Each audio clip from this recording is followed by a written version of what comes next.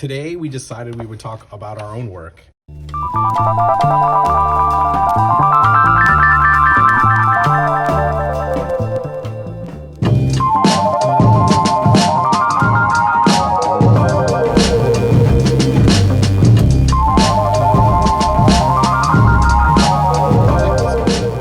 way this looks. Thanks. Yeah, I covers are tough for everyone, I think, and so I kind of just gave up on planning covers, and now I just wing it. Okay, and I really like covers that don't look like covers, that kind of look like an almanac. I guess. I yeah, get some almanac vibes a little bit. With just this is what I'm saying. When I look at that, it's like there's a cardinal rose, if you will. Oh yeah. I like usually the do information. I like to leave like a little box so I can draw at shows. If someone says like, "Let me do a little doodle on here," Yeah, or when I mail these out, I write like a random fact in there. I'm so bad at remembering to leave room to sign the books, and then I get to a show and I'm like, where do I even draw on this? Yeah. that you'll know. It's like hide it. So today we decided we would talk about our own work, and I think it's just because of the requests we're getting from the other episodes. So I told Mikey pull out all his stuff, and I'll bring some stuff of my own, and we'll talk about our own work. I mean, if we're gonna comment on comics, I think that we need to show that we have the minerals. you Yeah, know? or at least the like we're into comics as a reader and creator. That's Which is, right. Like, Yeah. We're not alone in that, obviously, but that's where we're coming from. Right, And so teacher. We're both teachers also. that's true. So teachers, creators, and lovers love the medium, right? Totally. Like coming from the right place. And so I suggested this. We've been getting comments, and so I said, okay, well, let's show our stuff today. Like, let's talk about us. But in true comics people fashion, it's not about us. So I'm going to talk and go through Mike's stuff and ask him questions, and he's going to do the same for me. So the first book that you ever gave me was the Verge escapements, right? Okay. These Verge escapements. So tell me, right. where did this title come from, Verge escapement? So Verge escapement is a piece inside of a it doesn't only exist here, but it's a little mechanism that controls increments of time. So in a watch, like the way gears kind of fit together, the way cool. things work, the Verge escapement is the thing that controls the increments of how many times it goes through. So this book, the first one I didn't do it anticipating a number 2, but this one's all about time. So it's about how we perceive time and how we can compartmentalize time in different ways. And so a lot of my titles come from just like going through Wikipedia and looking for interesting phrases. So I just looked up time, which took me somewhere else, which took me somewhere else, which took me somewhere else, and I came across this word, which I just thought was cool. That is cool. This Yeah, I was going to say, is that Austin English's handwriting? it sure is. It sure is. It's cool that you got him to do a title for you. Well, this was just a receipt I got, and I thought it was funny because he spelled my name wrong. So we actually talk about that in one of the other, one of the previous ones. But now you get to see it in real. It's true what we say. That's funny. Yeah, so I got that on there. So then where did this one come from over here? That's just a piece of mail from something else. Okay, cool. I thought it would be funny if at some point in the future, if we get like super famous, people would think these were all like, it's like a code. There's a code meaning of there, some yeah. sort. And it's just like from your TV guide or Yeah. whatever. Oh, yep. Still get TV Guide. I got Okay, wait. 90 years of TV Guide in the closet. So just the other night, in keeping with your titles and your Wikipedia rabbit holes, just the other night, my partner Kristen was asking, "What is ATP?" And I was like, "I think it's like I think it's like an energy molecule or something." And you explained it to me, but I forget what exactly it was. So what is this? So I also have to look this up again because I also forget what it is. It's like a neurotransmitter, It's something right? triphosphate. Yeah. It essentially, there's a long name like adenosine triphosphate Yeah, or something, but it means like essentially it is the energy, the cellular energy by which your cells function. Is that right? Yeah, and it helps build like muscle fiber and muscle tone and stuff. And so that's partly where that comes from because it's like an action thing. It's focused on bodies and human bodies and human figures. Again, I was just Googling around looking for interesting things. I was reading a lot of Paul Pope comics to kind of I was reading a lot of different things for action stuff, which we've talked about before too. And so it's a little bit of like, I went a little bit of mystery into it so people wouldn't quite know what it was, but also it's a little bit of like a THB. This is great. This looks like so a good. THB homage. The brushwork is insane too. Thanks. Yeah, this is the first time I've ever felt comfortable inking a whole book with a brush. Very cool. A lot of my drawing is like more. Someone once referred to it as like sweaty. Like a lot of my drawing has like, it's like hairy and sweaty and bumpy. And this, I wanted this to be, because there's going to be a lot of fight choreography in it, I wanted the characters to be really clear and crisp so that the action could be more complicated. So cool. The hope was that because the characters are more readable with crisper lines, when a bunch of shit's going on, you can still kind of tell what's happening. Yeah, that makes sense. Sure. And then you also you appreciate more all the debris and like splatter from the destructible environments and things when you don't see it in the other panels, right? So you get more of that, like atmospheric, like scatter and glass shattering and stuff. I'm glad that comes out. That looks so cool. Particleization. When we first started looking at these, you pulled out some of the older stuff, and you were saying like, look at these comics I made in college. And immediately I was like, look at your amazing use of black from Jump Street. And you said that you were looking at, what was it? I was like obsessed with 100 Bullets when I was in college. Yeah. I read a lot of so like good. X-Men and stuff as a kid, and then I stopped reading comics for a few years, and then my friend in high school got me into like Vertigo comics, and then I was like, oh, okay, so comics are not like just, you know, things for kids. Because once you get into like middle school and early high school, I was like, I had that phase where I was like ashamed of reading comics. I was like, girls don't like guys who read comic books. This is like, you know, leave your childish things behind or whatever. Totally. Anyway, that's a long way of saying I got into Vertigo comics. And the only one I kind of still rep for really hard is 100 Bullets. I love 100 Bullets. 100 Bullets, and yeah. I think Eduardo Rizzo is like a total master at balancing the way your eye moves around the page by using black and using these shapes. So I was trying to do a lot of this stuff of like, you know, there's a diagonal coming here, there's a diagonal coming here. So good, yeah. The big focus was on like moving the eye around the page, using those shadows, and just experimenting. Like, you know, some of these silhouettes don't work perfectly, and there's sometimes your eye gets a little lost in this stuff, but I think I'm still really proud of this. It's rad. I mean, they look so good. That was my first comment, was like, you know, you're absorbing it, and like every page is telling a story, and it has these directional devices that work really well. So you're doing that really well. You're using black really well, and I think those are kind of unspoken, or like, you know, next level kind of things that you learn about when you're learning the craft of making comics. It's like, how do I use black effectively? How do I you know, break up the panels and make them look interesting and have an eye path for the eye to follow? And I think that's done really well here. So thanks. And that's a shout out to Brian Ralph, was my one of my teachers at Micah, and I took a few classes with him, and then I did this number one I did as an independent study with him. So he was cool. a huge influence on that book, and Cool. pretty much, I mean, a lot of the stuff that I learned from Brian I still think of when I make comics now. It's pretty cool that we have such a wealth of work here too. It like stretches back so far. Like, you gave me this one, but these were the first two that I got. And when I read these, I was really excited. I was like, I was gonna post, but I didn't have a chance to do it yet. But I was gonna post like a secret post on the Comics People Instagram and be like, Psst, this is Nick here. I was like, look at Mike's comic. He would never do this and big up himself like this. And I was gonna be like, he's a beast. Yes, I think these it's are good. so fun. Yeah, thanks. It's good that we're doing this episode as a separate thing, because I never want to, like, you know, something we talk about is not using other people's work to like promote ourselves. You're so right, I think exactly. like it's nice to have this just talking about our own stuff. We're just having some fun this time. It's like, I think it's interesting too, because we are part of like we're part of like an internet community of comics people. Yeah, it's nice. People are following me, people are commenting, and people are reaching out to me that hadn't before.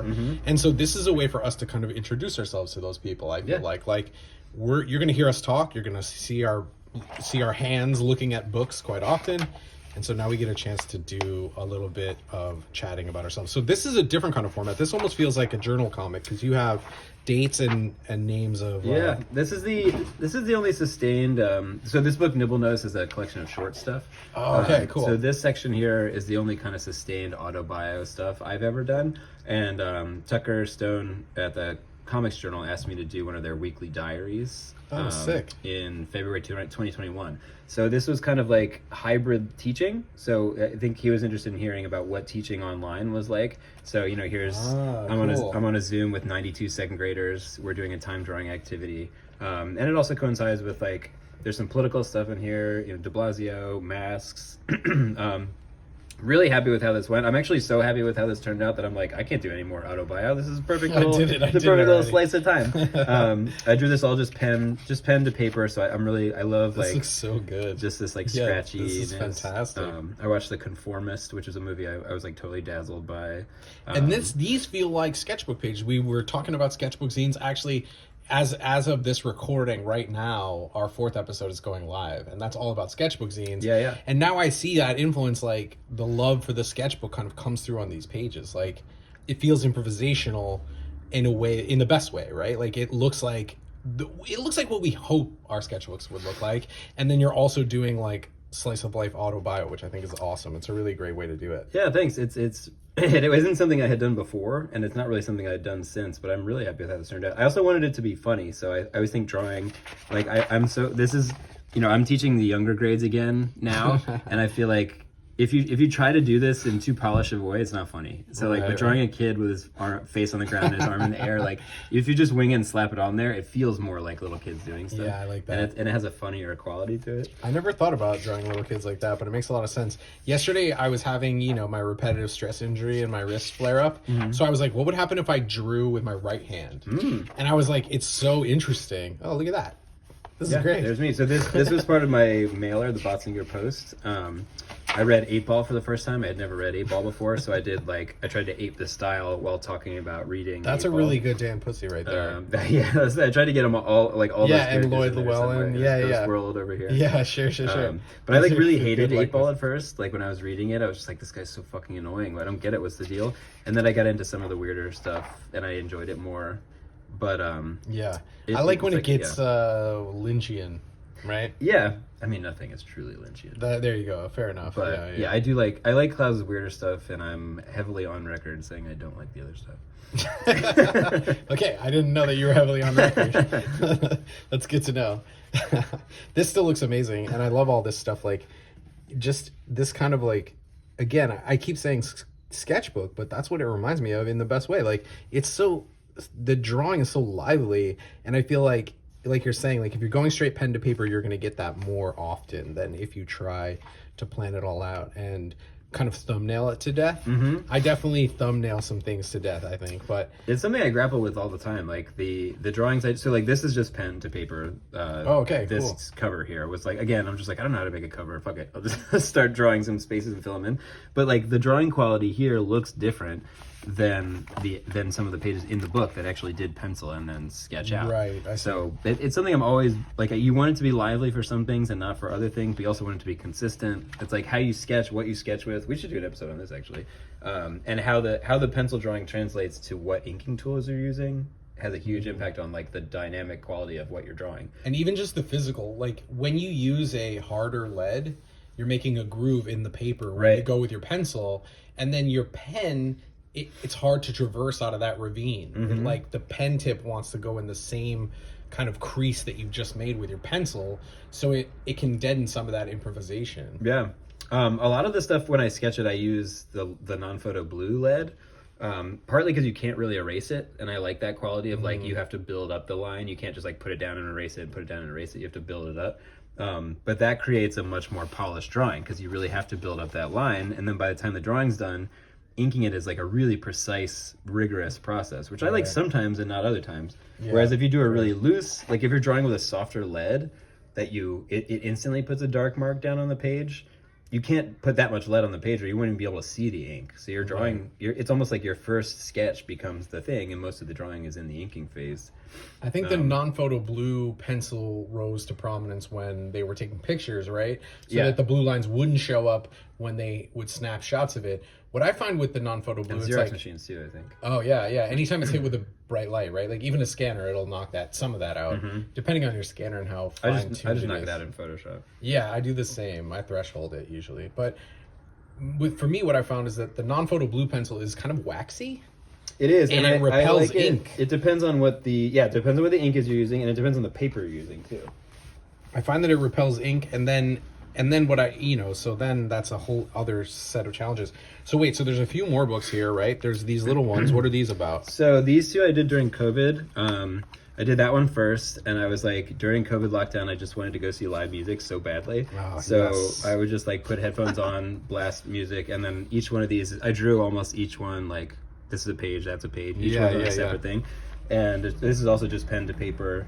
And it's just, there's no story. It's just like the feeling of being at a really loud like noise show. It rules, like a lightning bolt show or something. That's cool. This is probably the book I may have sold the most of, actually. Like this book does really well at shows, and anytime I describe it that way, people are like, oh yeah, cool. Yeah, I see why. I mean, it is that. It's like sweaty bodies and everyone's thrashing around. Yeah. And I've also seen some people have picked this up too, where they're like, I don't want to feel that way anymore, but I know exactly what you're talking about.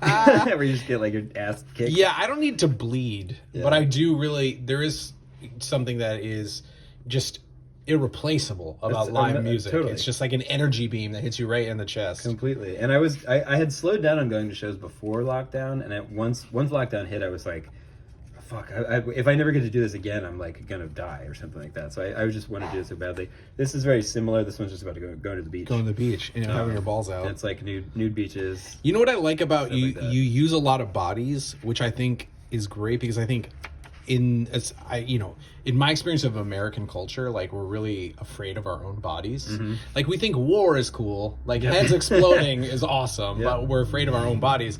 And you're not afraid of the human body, and I like that. I think that it's just really I don't know, it shouldn't be challenging to people, but I think it is. It's very unnerving to people, and like my friends and people who know me, like if people who know me sort of through my work, like the penises stand out to them the most for whatever reason. I don't know why that is. Everyone's like, oh, it's Mike, he's gonna draw dicks. And then when I was like, I'm gonna go work in an elementary school, everyone's like, they're gonna let you teach in an elementary school? Do they know like what you do? But I think it's funny, because if you tally up the genitals in all of my comics, like, it's probably pretty even.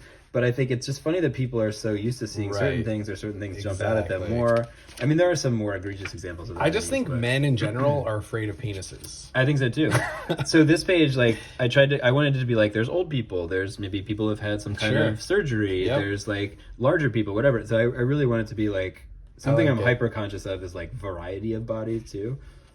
Right. Because it gets boring drawing what you think are like attractive people all the time. But it's also, there's all kinds of issues with being a man drawing, hot naked women all the time. Totally. Yeah. Let's draw everybody, right? Let's draw everybody. It's like when you go to a European beach, you see people walk by fully naked. They look like a leather couch, and it's just like, draw that person too. Yeah. Get everybody in there. Well, so we used to go to Reese Beach all the time when we lived in Brooklyn, and so this page we saw happen, which I hope this doesn't come across as making fun of anybody, because this was genuinely one of the coolest things I've ever seen. But this woman walks over. She's fully body haired up, which is great. She is a very large person. She sat down. She took her boobs out and then just lit a cigarette and just sat there. Yeah, just hanging out. I was like, this person should be king of the world. Like, it's body positivity. So confident and so awesome. I like it. That was the first page I drew for this book, and then I just kind of built it around it. So it's just people at the beach, and then this guy loses a frisbee, and then goes over to the other side of the beach where like everyone's naked and having fun. And partying. So he's like a little timid at first, but then he joins the party, and then they have a rain dance or whatever. That's amazing. So that was. I want to do more of these like experiential things. I really like it. I think it's really successfurlough, and like I like that it's mostly wordless too, isn't it? These are both wordless. Yeah, wordless. That's amazing. What's this one? This is called Furlow. I did this like at the end of college / when I first moved to New York. The setup for this is this kid comes home from college. This is like sort of autobiographical, I guess. This kid comes home from college, which I didn't move. I lived with my parents for like 2 months, but they weren't in my childhood home. But anyway, the idea is he comes home from college. He's staying with his parents for a little while, and his dad is a Civil War reenactor, and so he gets roped into going to a Civil War reenactment. And then, which side though? It's not determined. It's kind of like vague war reenactment. Sure. And then there's 3 parts, and at the end of the first part, all like the dust has settled from the reenactment or whatever, and the dad has been like actually shot. Oh no. And it's like a mystery, and but what actually happened was it was just an accident. Sure. But the kid, because he's obsessed with stories and obsessed with storytelling, he starts to accuse everyone in the town of like trying to kill his dad on purpose. And so the point of the story is kind of like don't try to force your real life to be a story. Like sometimes it's just a thing that happens. That's cool. So that's amazing. Like, that was the idea. I love that. But this is my first. This is one of the longest things I've done, and the first like book I made. Right. I printed probably 100 of them. Maybe I have 2 left. 2010. But yeah, it was a while ago. Wow, that's amazing. I love seeing the progression of the style too. Like the black is pretty consistent throughout, but seeing how you're treating the figure different and seeing how your line changes and like the treatment of character. And everything. Thanks. Actually, I haven't looked at this in a long time. Some of the faces are like, my biggest thing with this, I think, was consistency. And I tried to do that cartoon thing where you give everyone something really distinct, like dad has a mustache, kid has a beard and glasses. But like the people who don't have those, I think, like the mom is like kind of all over the place, and the girlfriend's like kind of all over the place. It's a challenge when you're doing a longer picture. It's like that's why you have to make those character sheets, like the style guides. Yeah. There's a fight. There's a fight in this. I'm really proud of. Where is it? I like that it's all of a sudden gotten like bows and arrows. Yeah, well, it's like he like goes into a fantasy about it, and he Cool. comes in here because his girlfriend breaks up with him, and he comes in here to kind of like grapple with that. That's cool. And then she kind of convinces him to like stop being a baby. And I like these live your hands. life. Oh, this part. Great. I like when he punches and kicks in 2 different directions. Oh, the classic Frank Miller. Yeah, and then like nails the Oh, dude with the that's sweet. elbow and the knee at the same time. Yeah, and yeah, punch. yeah. Like this was the first time I felt like I really got like choreography, like fight choreography, I guess. Of like you can't just have you're punching over here, then you're punching over there, and you're punching over here. Like you want to feel the body like. That fist is forward, so in this one it's back, right? And now it's back, so now you can punch again. Totally. It's like connecting those bits and pieces. Amazing. I was really happy. And I with like the homemade. This character has made their own superhero essential garb, right? Like with winged ears and like goggles. I don't know where that came from. It's cool. And then he gets his ass kicked by this dude. Are they like wings or are they horns? I guess they're wings. I probably saw a movie or something that like had that in it. I don't really remember. I mean, I'm not. Yeah, that's not what I'm getting after. I think it works. I'm just curious as to what it is. I was thinking of them as wings. That reminds me of Babysitter's Club. Doesn't that one character? I think one of the little kids is wearing like a Thor helmet or like hat, and it has the wings, the old like Buscema wings. That sounds coming out of familiar. it. It's been a while since I've seen it. Yeah, I don't know why that just popped into my head. Like I haven't seen that since the '80s, probably. Yeah. This is great. Yeah, really. I actually haven't looked at this for a while. It's weird looking at old work, right? Yeah, I'm so proud of it though. I mean, people say all the time like, oh, "I hate my old work. I hate it, and I never want to look at it again." I'm always just like, "This is cool." It's like having a tattoo from when you were much younger. You're like, I don't hate it. It's just like it's a record of that period of time that I was like. I can't say that I can look at my old work and be super excited about it. No, I don't know. It depends on the work, I guess. Yeah. Like the drawings that I made in the past were all like I come to comics in 2020. So right. The drawings and art that I made in the past was like gallery work. So it's kind of all over the place, honestly. Yeah, that's right. That's true. Do you ever look at any of that stuff? Sometimes. Or do you have that stuff? I mean, I don't. A lot of that different. gallery work gets sold, or you make prints or whatever, but you don't have the originals anymore. I still have a lot of stuff, and in fact, our talking about our sketchbook scene thing inspired me to send you a file of just like random drawings that I pulled out of all my old archives. Yeah. So it's kind of a sketchbook, and I was thinking, you were like, why don't you just leave those sketchbooks here and let me design the book? I should have done that. I should have just been like, yeah, you do it. You still can. You may your eyes, well, maybe for a Squirt Gun too. Yeah. So that's what I think that's a good title, Squirt Gun. I love it. So Squirt Gun is my... Spoiler alert. Yeah. Well, by the time that this goes live, maybe. True. But Squirt Gun was sketchbook scene. Anyway, you can see some of my old art there. It should be fun. I'll have it at my tables and stuff. Yeah, I love that stuff. And it's so separate from the narrative too. Actually, you saying that now, like my old sketchbooks are pretty embarrassing. I think my old comics I'm still pretty proud of, but the sketchbooks are bad. Speaking of old comics, you want to talk about the minors or? Yeah, so my buddy Tim and I were working on this. So Tim, when I was freelancing, I was answering Craigslist ads for illustration stuff all the time. Awesome. Tim posted a thing. He said, I wrote this play, and I want someone to add drawings for it or do the playbill or something. I forget what it was, but he wrote this as a play, and it's minor league baseball and minor league like supervillains. It's like if Gotham City was like Trenton, New Jersey, or some kind of like lower on the scale, whatever you want to call it. Yeah. So we met up for a coffee and we ended up hanging out for like hours talking about baseball and comics. And he was like, you know what? Forget the play. Let's do this as a comic book. And so he gave me this script for this play, which was really fun because it wasn't a comic script. It wasn't written like panel by panel. It was written for the stage. And so he gave me a lot of freedom to adapt the format to the page. So the pacing. So it was a nice collaboration because he wasn't being a dictator about it. Right. And I was able to adapt these things for timing and pacing and stuff like that. And these pages took fucking forever. Like these two books took me probably like over 2 years to make because they're 11 by 17, and I was like, I really wanted the panels to be unusual and the page layouts would take me so long. And I'm really, really proud of how these books look. I would never work like this again. Sure. Because by the time I was done, I was like, just happy to be done with it. I totally understand. The first 10 books I made were all just me playing with different ways of producing the thing. Yeah, but there's a lot of stuff in here I'm really proud of. This is awesome. Yeah, this looks so good. Oh, it's just these two issues? It's just those two. There's one, he wrote one more, but then he moved to Chicago and he had a kid. And sure. Not to throw him under the bus or whatever. No, not at all. We ran out of steam. Life happens. Life happens. Maybe at some point we'll do it. It's a Herculean effort to get a comic book done. And this is like a 40-pager? These are each, I think, 24 with some back matter. Pretty cool. These are beautiful. Thanks. Yeah, I'm really happy. I love the idea too of like a Venture Brothers like low rate villain Yeah. that is like centered around baseball. I think that's really funny. And Tim, my dad would get a kick out of this. Yeah, you know, I have a couple extra ones. And Tim, to his credit, is like he's just a great writer, and he writes these kind of like. I think a lazy version of this would be kind of too Saturday morning cartoony or something, or be corny. But he does this kind of.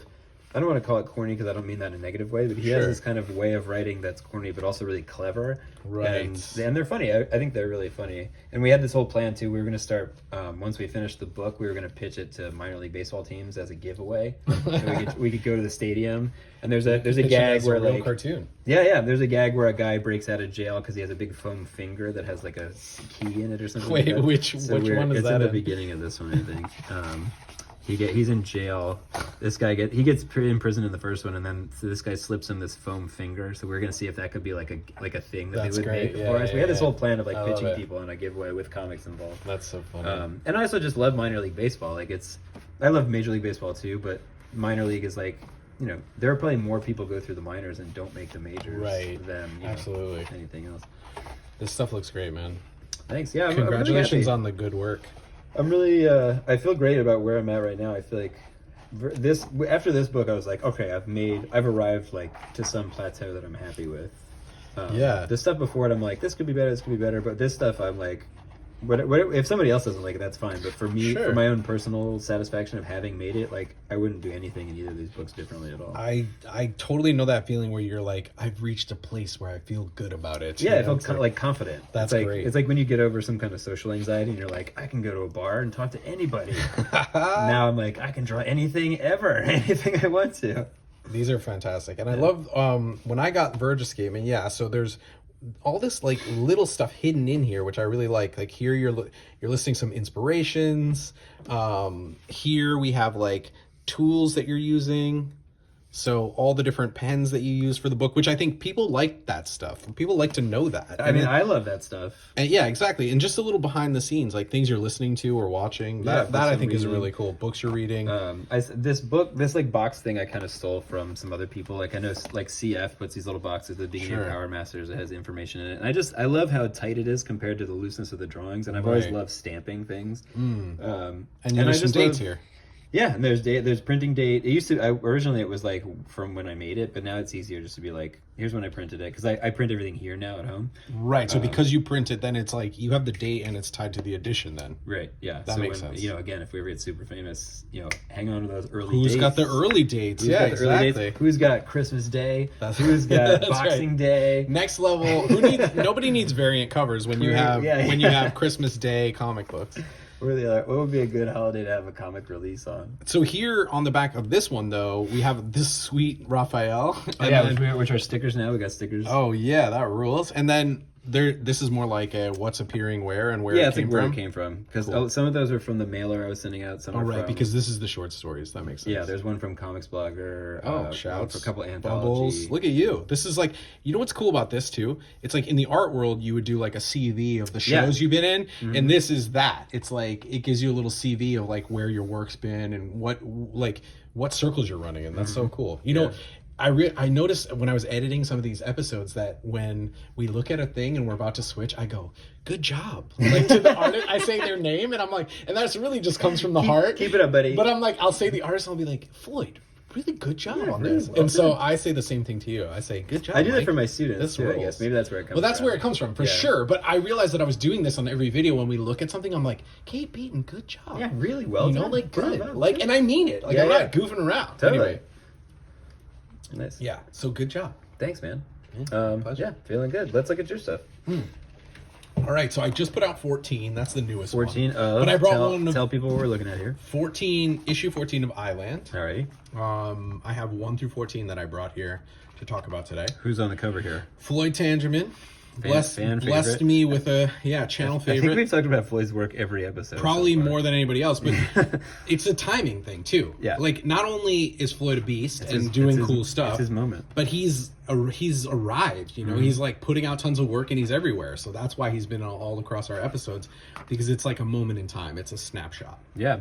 So I read this the other day and super enjoyed it. I thought the parallel strip on the bottom worked really well, because they're like sort of thematically linked but not directly. Thanks. That was it was an experiment for sure. Yeah, I really like that. And I found myself, I don't know if this was intended, but I found myself reading each page. I didn't like read the top part and then go back and read the bottom. I read top, bottom, top, bottom. So it's like these two parallel kind of stories, which you could even tap to even more if you wanted to. Yeah, I think I like the idea of giving people different ways to interact with it. I think that's a nice unexpected byproduct of this experiment, was like people can just interact with it in different ways, and that makes it more interesting to me. Yeah. I've seen other comics do like, they have multiple short comics on the same page. I don't know if I've seen anyone do something where they like tie into each other. I wonder if there's a way to lay out the page so that the little ones are their own thing, but they're also highlighting visually something else. That would be a tricky thing to Yeah, I feel like in some of that, we get some of that here, because I was reading through it too, and I was thinking of them as whole page objects. And in some of them, I'm like, oh, okay, cool. I kind of liked where it ended and everything. Yeah. How many of these come from life? Or drawn from This is just totally from memory. It's cool. just from walking around New York. I didn't look at any pictures for that. Man, you really super nailed it. Thank you. The fences and the stairs and the I would recognize that as New York immediately. You know what's funny is that I did this from just living here 20 years, but then when we'll go to another page, and like this one I did from a photo, so I looked at photo reference for this, and you can really see the difference, right? And which is okay. Like, I like that because it's a piece unto itself. I can see the difference. I wouldn't pinpoint them as different, but I can see the difference in just that there's maybe more variety of what's going on. Yeah, and I just think the geometry too, like the perspective is more rigid here, and on the other one it's more of the feeling of what the buildings are like. You know, it's like almost like a mad magazine. Everything in New York is sagging like an old cardboard box left out in the rain. So like that's what I'm trying to get across with these buildings. They're old. Like every single building you go into has like water damage, or the floors are crooked or curved and which bowing. I sort of like. I like its character. It's and I mean, I think New York is also trying to like pretend it's not that. It's always trying to cover that stuff up, but it's just in like a window dressing kind of way. It's not actually fixing any of that stuff. Totally. You think New York is all glitz and glamour, and then you get here and it's a dump. It's got like a Hollywood facade on the front. It's like when you go to Miami Beach. It's the same thing. Like their hotel is all shiny on the outside, and you go inside and there's duct tape on the phone, you know? Yeah. I love this stuff. These like almost like mega doodles. I don't know what to call that, but Thanks, these like patterns and things. These kind of space filling patterns. Thank you. I think a lot of this is coming from like just my time studying with Bayer, Josh Bayer, who's always challenging me to do more stuff with lines than I would have previously. Yeah, but especially with the character, this communicates so much brain space or brain feeling. Thank you. It's hard to depict the dark and still have it be alive. And not be flat. And this wouldn't work if it was just a black room, because it's, you know, that's not what you're talking about. You're talking about being in this like flotation space, and it's not black, right? You're not looking at black. You're not. It is not the black. Sorry, this is my bad. I knew at least one little Borat would come out at some point. Well, why did you know that? I don't know. Because we're doing... I guess I didn't know that. Because time is a flat circle. Okay, all right. And so is my character sometimes. Sometimes I do them without I noticed styrations, and sometimes I do them with styrations. Yeah. I try to mix it up so that it's communicating a different emotion. Like in here, he's being really earnest and honest, and I want that to look like a little kid, you know? Oh, that's cool. I want him to just be like, hey, I'm saying this thing that I really mean, and I mean it honestly. I'm not being duplicitous or deceptive. And then sometimes you can use it to like when he's stressed out or whatever. Yeah. So in the course of Island and all the books, is the eye always you? Is the eye different characters? There's multiple eyes. Like, is it not meant to be this specific? So the way that go backwards, I guess. Yeah, the way that I look at these is that the eyeball character. So in 13, I started an anthology, and I have a list of the short stories in the anthology that I'll be carrying forward. But all throughout Island, I've basically gone every other issue. So one carries the story narrative, and the other ones are self-contained. Cool. So I'll have like a philosophical issue, and then I'll switch and I'll do the storyline, and I'll have these stories kind of continuing narratives, and then I'll switch and I'll do just a gag comic where it's all gag strips. So I'll have one, and it goes like every other usually. And that's me because I'm restless, but it's also because I want to experiment and try out different things. Yeah. I always just want to draw differently. Such a dramatically different, but also like both of which work totally suited to the subject matter. I think. Thank you. This style, this card, I don't want to call it more cartoony or something. It is more cartoony for sure. But it's cool too because you can see some of this mark making it's not, you know, they're not all totally agnostic to one another. Like the mark making carries over a little bit, which is a stylistic trait then, and into some of these textures like the elephants and things like that. Thank you. Yeah, I really just love drawing. Like I always have. Like I've drawn since I was a little kid, and that's 40 years now that I've been doing it. So like, I think I just really love ink. I love drawing in black and white. I love pen, ink on paper. There's just something that is intrinsically therapeutic and just like part of who I am. It's like, it's me. I love doing it. And so that's where all the mark making comes from. It's like, I don't have anything to prove. I know I can draw. That's not the point. The point is I want to put as much love and as much of myself into it as I can. And yeah, here too, see some of these more realistic, I like this contrast between these cartoony characters and the more kind of naturalistic background mark making. I feel like that's something that lives in cartoons pretty consistently, right? Like even when you had like animation, you have cell painted animated characters on a painted background, right? So there would always be this communication. And growing up watching like Looney Tunes and you know, early Disney, all that stuff. Or like, Miyazaki and Miyazaki, yeah, that's a great example. It's the same way. So in this one, I tried something different and did a little auto bio. You were asking, is the eyeball me? I would say the eyeball is not me. Okay. But this one is me. And you know what I realized is like I did this kind of like goofy hairstyle, which at the time my hair was like really puffy and stuff. Yeah, but it just is like, I don't know why I drew it this way. I just thought my hair is really puffy and I want to do a really simplistic cartoon rendering of myself just to make it, to strip it all the way down so that when I tell the flashback stuff, it carries a different weight. Yeah. There's, also really love the way you play with like lettering and words. Was that part of your fine art work? Because I haven't seen a lot of that stuff. Like the way you work with letters, the way you work with words, or just letter forms and stuff like that. I think I was fascinated with like graffiti and stuff when I was a kid, and I would get my hands on these like graffiti mags. And also, you know what I had when I was a kid was the Speedball Handbook. That's what it's called. I don't know what that is. Okay, so Speedball, the company that makes ink and nibs and stuff, would put out a calligraphy handbook. Oh. And they would show you pen strokes and different letter forms that you could practice. It was like a workbook. And they, you know, when the Scholastic Book Fair would come along, like I wouldn't have any money to get books, but they would have a stack of these things that were like $1 that the library just had an excess of. So I would buy the Speedball handbooks and I would practice letter forms out of that. And so I was always fascinated with handwriting and letter forms like from a young age. So, you know, when I look back, I go, oh, I like to do lettering, and I like to draw, and I like drawing ink. So what can I make with these skills? What does all that go together to make? It's like, dadoy, I should have been making comics from the time I was 5. Yeah, well, whatever. I mean, it's I think it's actually extra cool. Like, you know, you read about how like Cormac McCarthy didn't start writing till he was, you know, an adult or whatever. I like when people come to their craft from somewhere else. I think like, you know, film directors, especially now, you can see the ones who have been cranked through the NYU machine. Right. You can feel it because they've just been hammered in the face with like story structure and here's the angles you can choose from and here's the lenses. Rules, There's so many rules, and so I like when people come to their craft from a different direction because they're bringing other shit with them into what they're making. They're not just a product of this like thing that's like a factory that's pumping out different versions of the same thing. Thanks. Yeah, I feel like I'm totally content with who I am and where I am, and I'm happy to be in comics. Like, to have found it now is such a blessing. Like, the community is really generative. I like the experience, and I come to it with eyes wide open as an adult. I think that's really important. Yeah.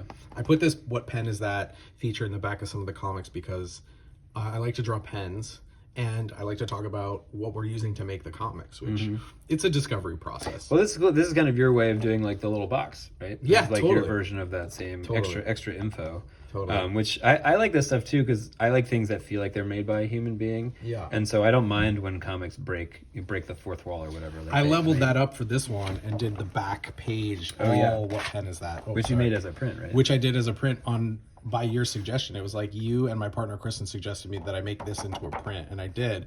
And actually, I had people come up to me at all the fairs. They're like, "I need that. What is that? Give me that." And I'm like, "Okay." And then all the work is listed at the bottom, which I'll post. I'll post an image of that sometime. Yeah. Actually, I think I misspoke about Cormac McCarthy. I think he didn't get famous till he was older. I think he's been writing pretty much forever. By the way, all 4 of these comics were done by guest artists. The covers, rather. Oh, not yeah. the comics. I did the comics. There's my name. I did it.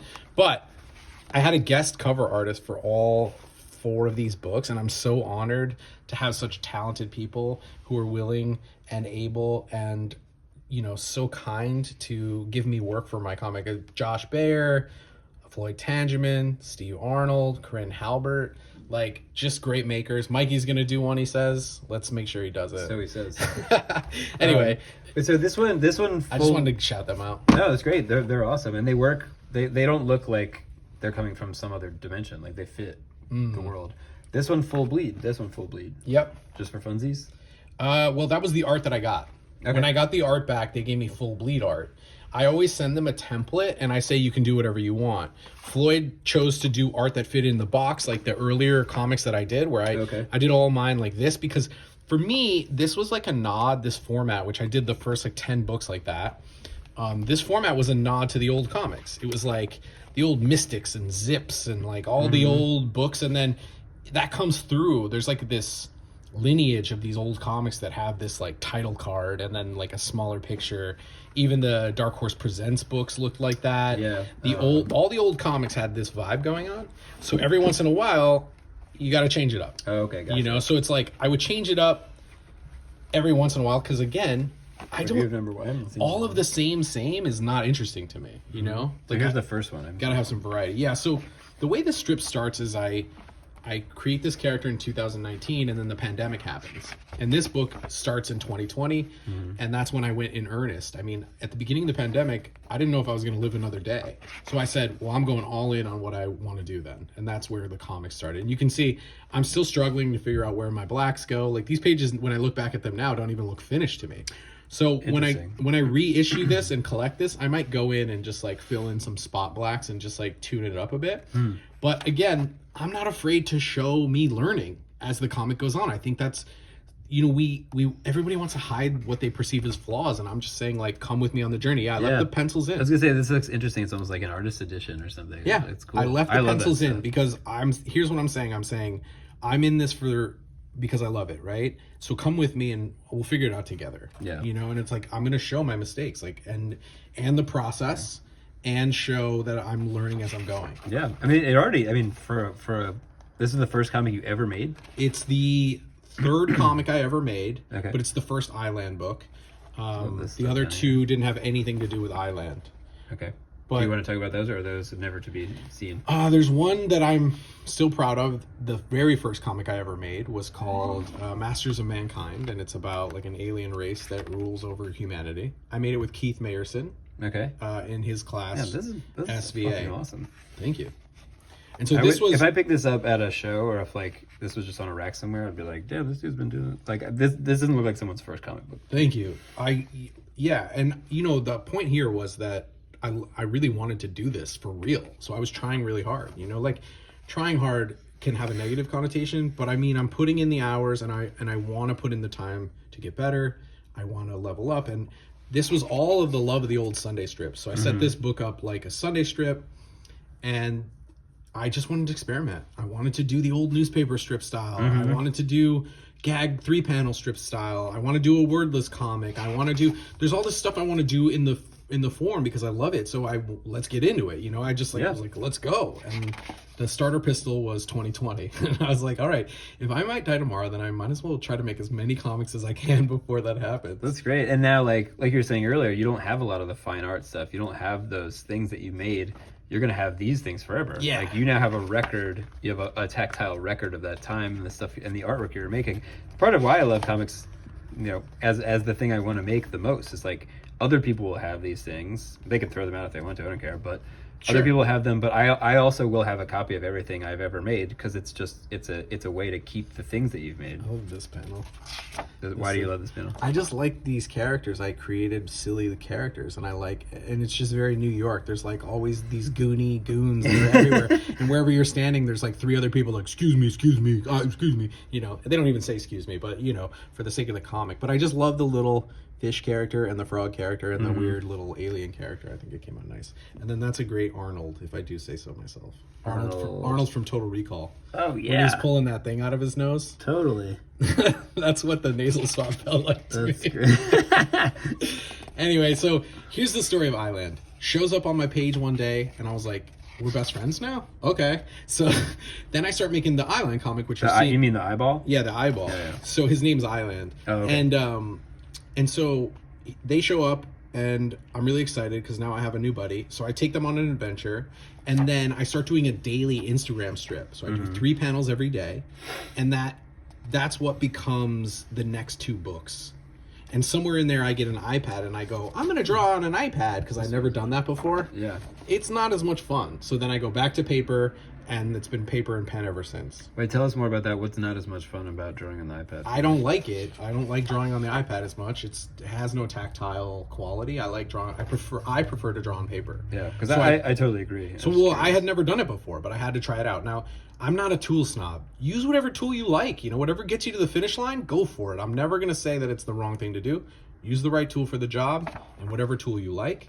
But for me, I use just pencil, brush, and nib now, and I'm really happy. Yeah. Really happy about it. Same. I have an impossible time starting something on an iPad.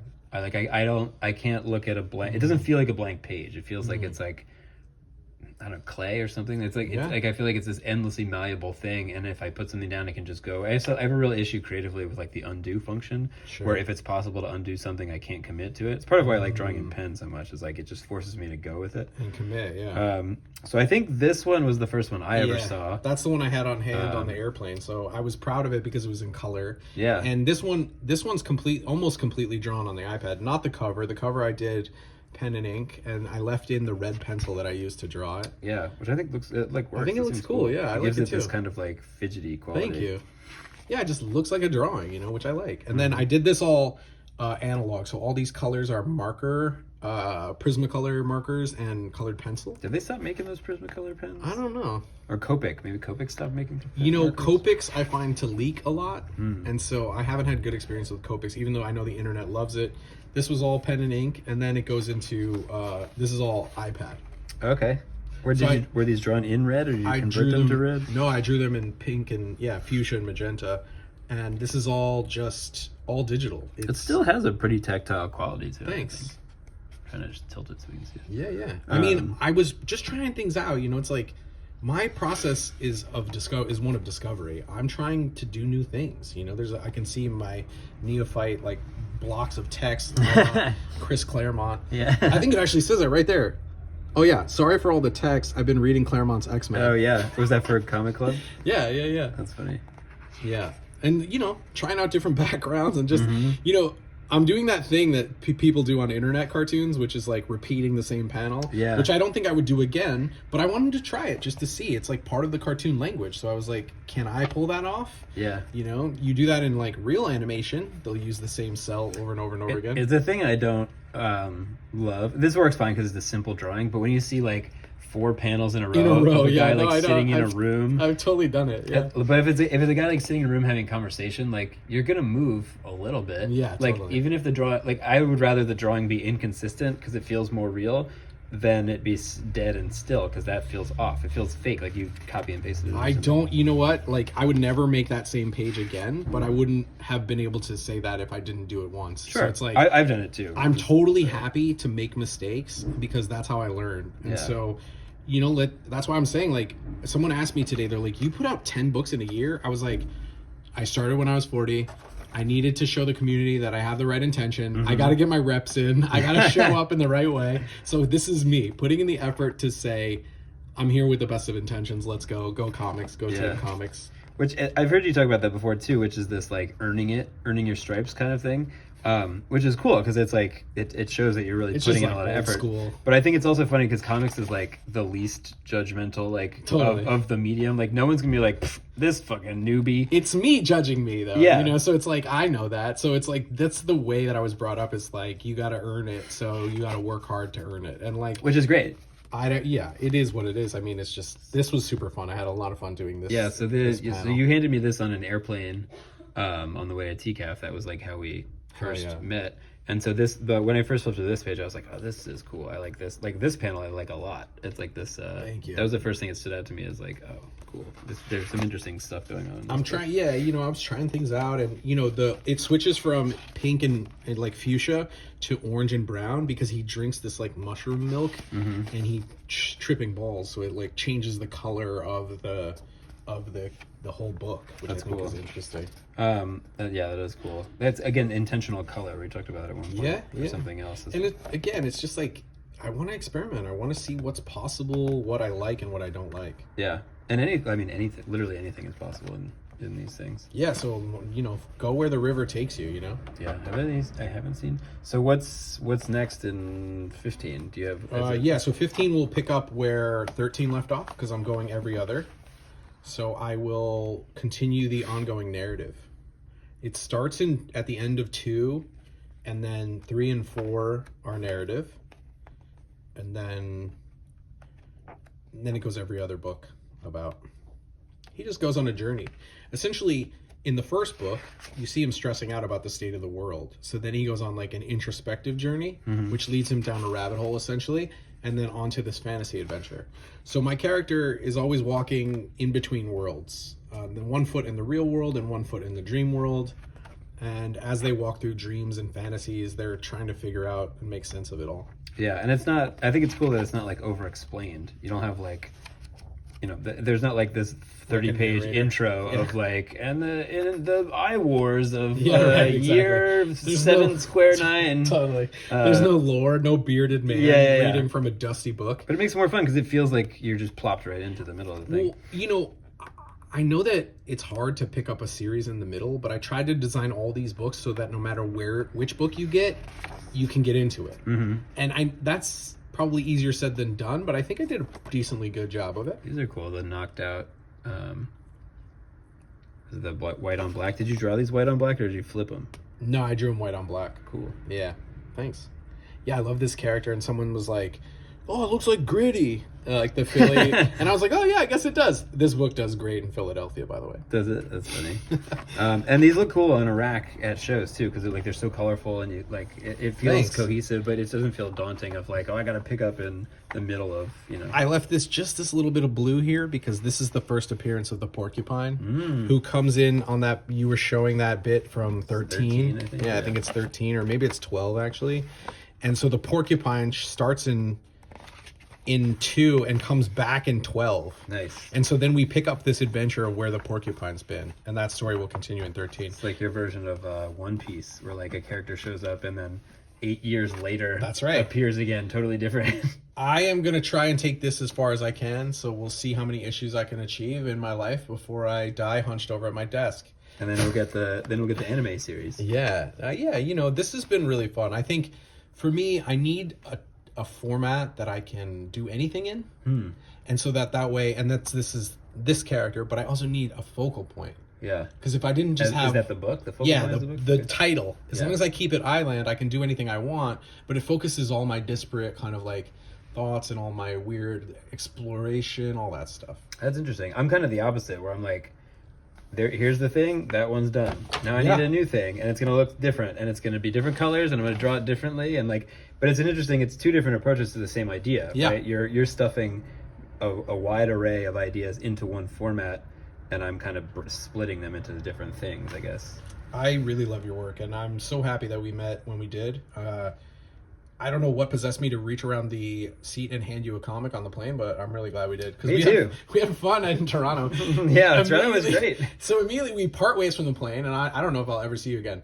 We all end up the next morning, I think, at the Tim Hortons. Yeah, well, I ran into you guys. I was like, I get some food. Where are we gonna go? Right. So we amble down the road, and like just a few doors down, there's a Tim Hortons. So we all pile in there, and there's a line. And the poor girl who's working there is like 16, 17, and she's struggling to get everybody sorted. There's this old guy in line, and he's really belligerent, and he's shouting at her and saying all kinds of weird stuff. And he's like, got a really weird accent, and he's like, Irish. He was like basically, he was Irish, I think, and he had like a weird cartoony demeanor. He was really belligerent, out of pocket. And so the guy behind us goes, "Hey, be nice or I'll choke you out. And the guy turns around and he thought Kristen said that. Oh, I didn't know that. He was like, because he's like one half out of his mind, you know? So he turns around to Kristen, my partner, and starts shouting at her. And I'm like, no. And then the guy from the back starts yelling at him even more. And then they're like, I'll knock you out. And then they're about to come to blows. And that was our first unique experience. Yeah, it was great. Was the near fight to the death in the Tim Hortons. And it was just like a classic. It was both a classic Canadian experience, but also an unexpected Canadian experience. Absolutely.